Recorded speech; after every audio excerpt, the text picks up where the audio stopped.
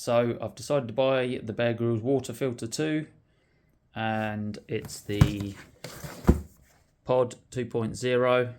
I thought I would go for this one just in case they supersede it quite quickly, and the 1.0 has different fittings in the future or a different filter, so I'll get the 2.0. We'll open it up. There's a little letter in here. Some very quick installation guide. They say 10 minutes. So turn off the water, unscrew the cold inlet, attach the flexies to the inlet, plug in the flexies to Pod 2.0, activate the smart buzzer. I reckon the smart buzzer is to do with how long the filter's going to last. It probably senses how much water's going through it over a period of a year or something. There you go, look, it says 1 spanner needed. It's probably going to take 2 if you're going to be joining 2 couplings together.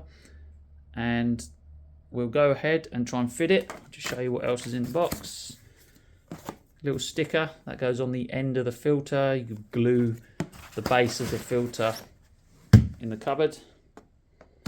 I'm actually going to put a guttering pipe clip around it and screw it to the inside of my under counter. That'll stop it falling over.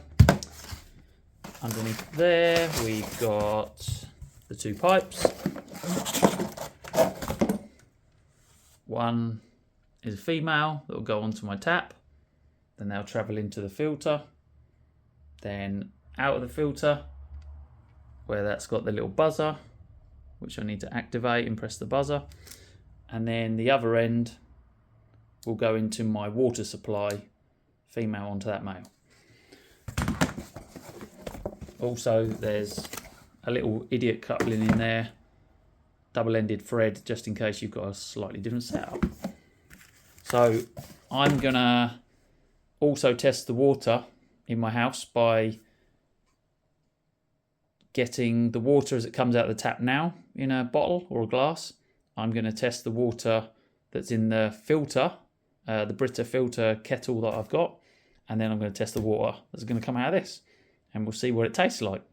I might even get some like actual water from a shop, like bottled water. So we'll have 4 different waters we'll test, and we'll try and use like the litmus kit testers, pH level testers, and see if there's any difference like that. So it's not just taste, it's actually chemical looking. So let's see what we find from it all. So here's something I looked at doing, putting a gutter pipe bracket on it so I could fix it into my cupboard. However, I'm going to have this standing in the middle of here, so it's going to be more like there with the pipes coming out. And what I'll do is I'll make a 3D base that can stand on. Rather than stick it in the cupboard, I'll put them towels in there for the water when it comes out of the pipes in a minute. Rather than stick it to the floor, because you still need to get that container up and down to get it out and change it each year, I'm going to make a base 3D printed that can stand in, and that'll stop it moving around so I don't have to stick it to the floor. And I'll get my inlet plumbed up to my cold feed on the other side, outlet up to the top of the sink tap. Well, basically just got to join into there. So I'll get on with it. Okay, so water filter's in, easy to plug in, just slide in the quick attachments there. That's my water in, coming in from my mains.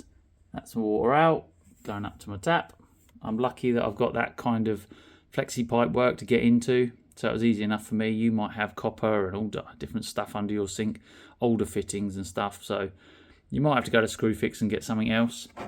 Just before I stand it up in there, I'll pull that off. There's the cylinder cover. It's not waterproof in any way, so I don't expect any waters to be inside this. All the magic must just happen inside this white filter. And the instruction says press that blue button for 3 seconds. So we'll put that back on there. That's that. As I said, I'm going to stand mine under here, and I'll make a little holder for it. Let's get some more light in here. It took me 10 minutes to clean my cupboard out to make space for it. So I held the little blue button down. Still not sure what that does, but I'll let you know in a minute. I'm just going to do a water test, check there's nothing leaking, tidy up these pipes. That's where it will stand. It's only going to take up the space of a couple of bottles, so get rid of a few bottles in your cupboard and you'll be fine.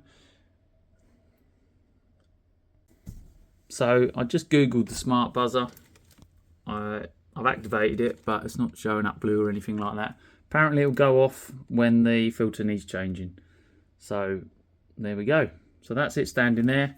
I still might make a base for it just so it doesn't slide around, something I can put it in, because I haven't got a lot of space underneath. So about 15 mils worth of holder, and then I'll screw that to the cupboard base, and that's where it will stand.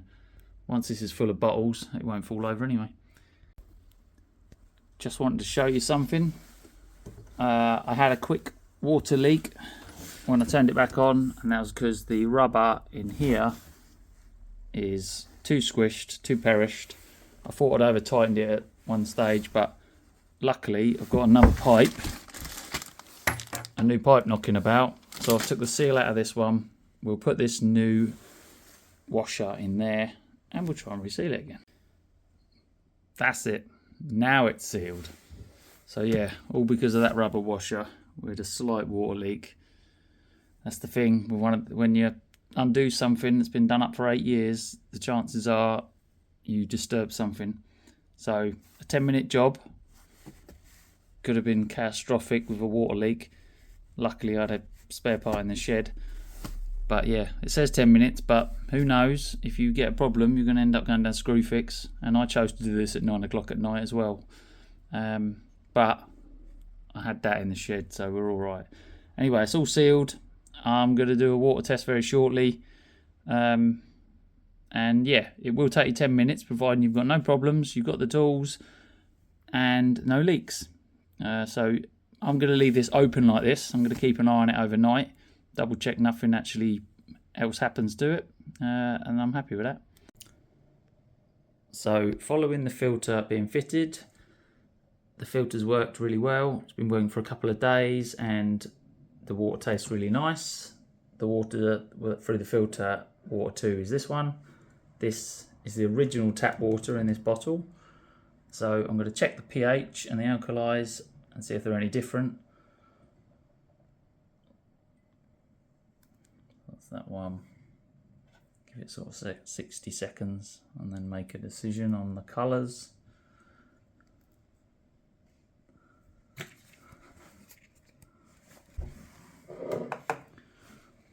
From this colour chart, put that in the middle maybe. Let's bring them closer.